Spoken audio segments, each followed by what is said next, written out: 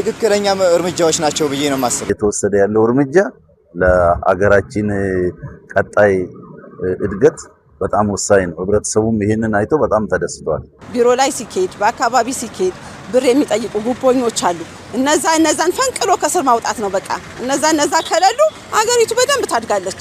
ሌባ ይባል የተባለው ለዚህ ነው። ምክንያቱም የሚሰርቀው ሰው ኮንፊደንስ አይኖርም። የሀብቱ ምንጭ በምን እንዳተጠራቀመ የሚታወቀው ነገር ለሌላው ራሱ ትምህርት ይሆናል፣ ከጀርባ ላለው ሰው ለሚሰርቀው ማለት ነው።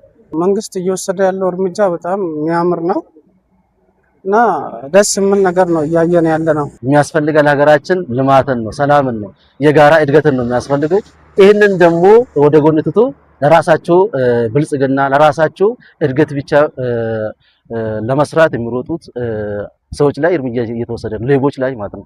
ሌብነት ለሀገራችን አይበጅም። ሙሰኞች ላይና ሌቦች ላይ እርምጃ መውሰዱ በጣም ጥሩ ነው እላለሁኝ።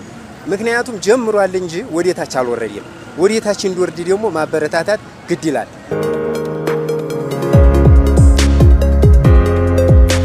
በቃ የሀገር መጨንቀርን የሀገር መቀጨጭን ነው የሚያስከትለው። ስለዚህ ሙስናን ተከላክለን ሀገራችንን ወደ ተምሳሌት ሀገር ማሻገር አለብን። ለከተማም እንደ ሀገርም ልናያቸው በክልላችንም ልናያቸው የሚገቡ ልማቶች እየተጨናገፉና በአጭር እየቀሩ ነው ብዬ አስባለሁ። ይሄ ራሱ አንድ ለውጥ ነው ብለው ምክንያቱም እኔ የማይገባኝን ንብረት ከአንድ ደሃ ከዚህ ከህብረተሰቡ ሰበስብ የራስን ነገር በቦታው እንዲሰራ ያደርገኛል ነው የሚለው።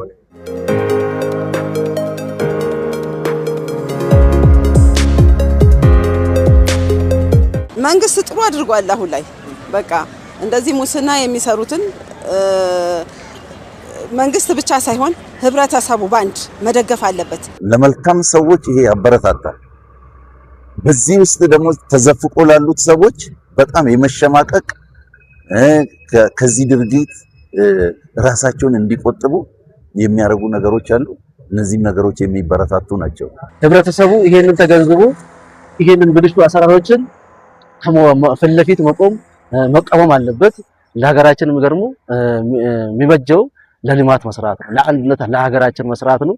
ይሄ ደግሞ ለሀገራችን ብልጽግና ይጠቅማል።